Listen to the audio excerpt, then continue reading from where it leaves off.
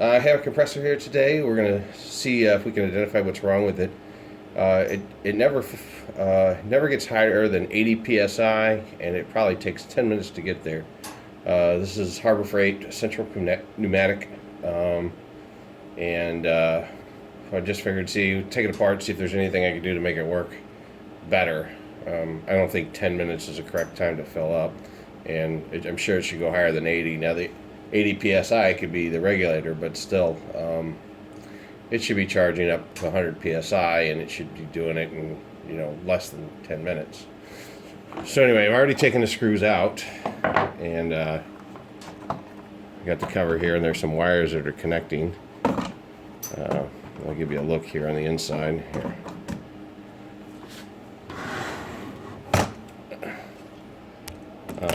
Just kind of looking at it, pretty sure this is a compressor problem. I don't think it's a tank leak because it will hold 60 psi all the time. Maybe it could be a blow-by issue, but I don't think so. You'd notice that, especially when it's shutting off.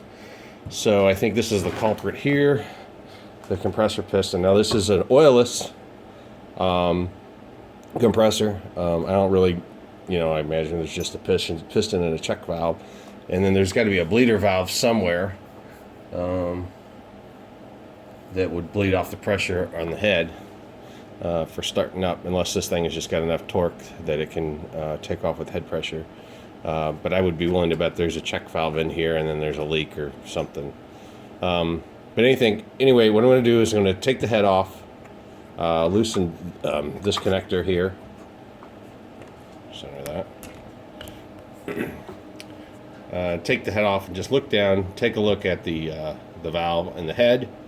Maybe it's just dirty or something, or bent. Sometimes you can just straighten it out, and then we'll see if the check valve here is working, because when I pull this, I'll find out where the check valve is, and I'll point that to you, and then I'll just show you what I can about it.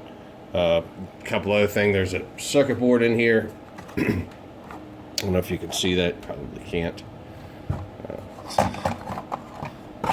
Just in case you've never seen one of these, here's the pressure bus, the regulator. The regulator is where you plug your hose into. This is a blow off. And then there's this, the motor. There's a circuit board here. I'm not 100% sure what the circuit board would be for. There's right here is a pressure sensor. And then that tells it when to shut off. I suppose when the tank pressure hits 100 psi, it's supposed to tell the motor to shut off. See if we can read on there. Oh, 80 psi, 85 psi. Okay, you can see it right on the relay. And then, well, I will dig into it and I will give you some more details about the guts. But main thing is I want to take that piston head off. Okay, I just pulled these wires off, and so there's in here. I don't want to flip it upside down because I still got the screws in it. But this is a breaker, a fuse, and then a switch, so they're tied together. And this is in parallel, so the two wires that come off just tie into those two connectors right there. Okay, so I got the top off. I'll get some more tools and I'll be right back. Alright, so I got the 1/2 inch wrench here.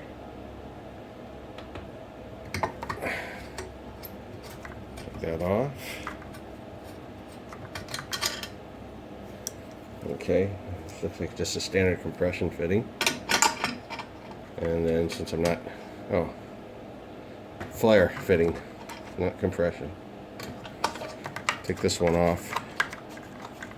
Oh, so it's holding 25 psi roughly right now.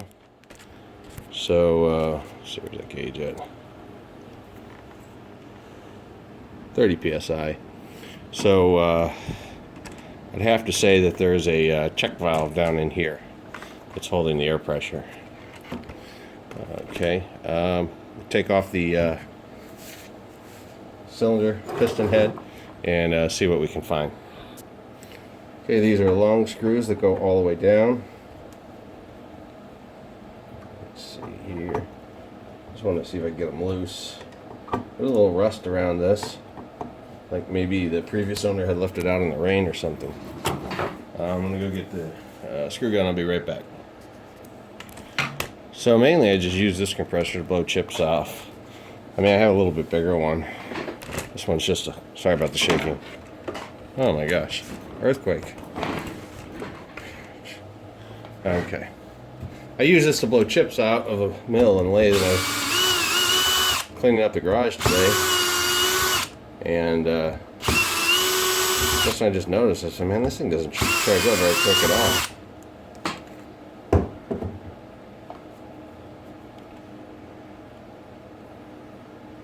And so,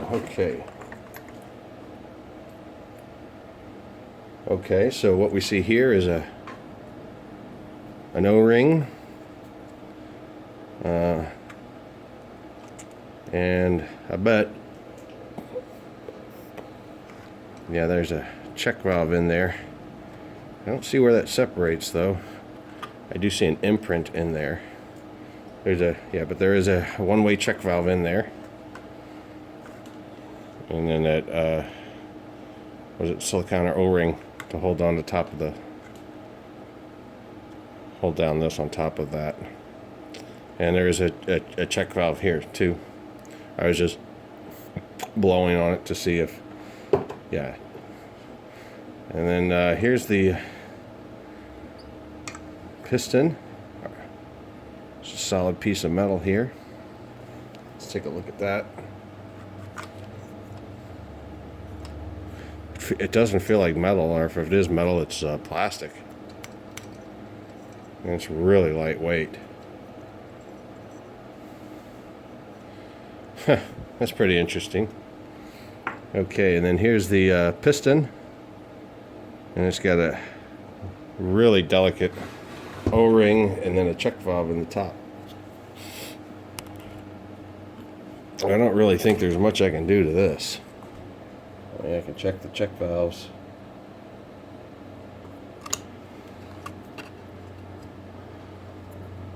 Blow out the dust. And look at the cylinder wall, and I mean, I can't see it. I mean, I'm almost sure this is plastic. I just plastic piston. Okay, and then here, check valve looked good. I don't know. You know, maybe this thing is supposed to take 8 minutes to charge up. I'm going to go ahead and dry fit it back together and see if I and just kind of test the pressure coming out of here and see what I can see. Okay, so for a test, I just want to put my finger over this thing, and I was looking for things wired to these, just get these to connect together, and I found this. Some of you guys might recognize this. Old timers. It's a glazing pen for if you got a wood frame window. This is what holds the glass in, and you put them all the way around the glass. But that appears like that will hold this together for just my test.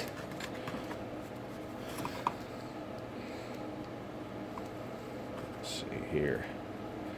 If I go this way, there we go.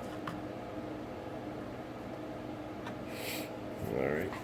Okay, so we'll plug this in. It's going to be real loud, but I just want to see what I feel out coming out here.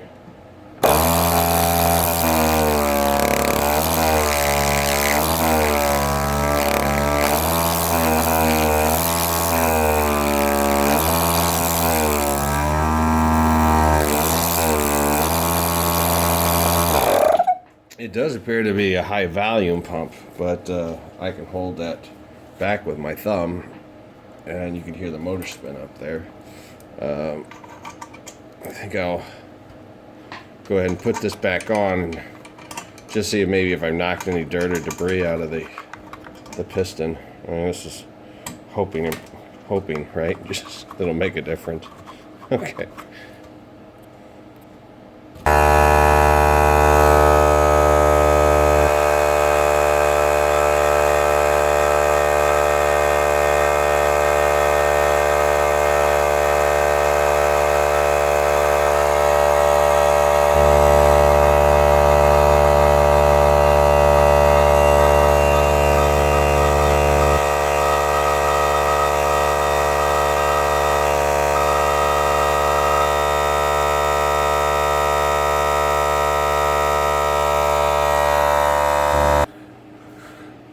right, it went up to 90 psi. It took a couple minutes, but I think what I'm going to do here is actually go ahead and time this thing. I went to the website here, Harbor Freight, and was taking a look at it. The air delivery here, you can see the highlighted. 1 cubic feet per minute at 40 psi, 60 cubic feet, or 0.6 cubic feet per minute at 90 psi. So if we just assume that the air delivery rate is 0.6 cubic feet a minute at 90 psi, and we'll just forget about this number for right now. So we'll just say, let's just say that the pump only delivers 0.6 cubic feet per minute. Okay, well that's fine. So I went here to Google and I just said, this is a 3 gallon, wait, what is this, a 3 gallon? 3 gallon tank. And so 1 cubic foot is 7.4. So just doing some really, really rough math here. It should take, let's see here, 7.4 cubic gallons, back to the math stuff. All right, let me figure this math out, and then I'll come by. But it was seeming like it should take less than a minute to charge this up. So let me go ahead and get my head wrapped around the math, and I'll get back. Okay, this is some really bad math here. I'm not going to do all the details, but the compressor should put out 6 cubic feet a minute. Okay, 1 cubic foot equals 0.75 gallons. Just to do some rough math and divide it in half, 3.75 gallon. Okay, so that number's higher, but let's just say it was 3 gallons. So if this thing should do 6 cubic feet a minute, which would be 3.75 gallons, almost 4 gallons, and it's got a 3 gallon tank, it would take less than 1 minute to fill this tank. All right. Even if, let's just say, even if I stop at 95, but this thing won't even go to 100, so it stops at 85 or 90. So I'm going to go ahead and time it, and we'll see how long it actually takes. I went ahead and bled the tank down to nothing. Let's see here, or close to nothing. All right, and we'll go ahead and give it a shot. Let me get my timer out here. Okay, and here we go. Alright, so here's the results. At 1 minute it was 50 psi, at 1.5 minutes it was 65 psi, at 2 minutes it was 75 psi, and then shortly after that it just stopped operating at about 85 psi. I don't really know. I had a guest come in and talk to me and I wasn't paying attention, so anyway, that's better than it was, because it was like running like for 8 minutes. So I guess just taking it apart and rubbing my fingers around the gasket improved it. We'll just keep an eye on this and see if it holds up, but at 2 minutes to run, yeah, it's a little annoying, but I don't use it that often. So I'll conclude this video. If anybody wants to take a stab at fixing any of my math, please do. All right, thanks for watching YouTube, and have a great day.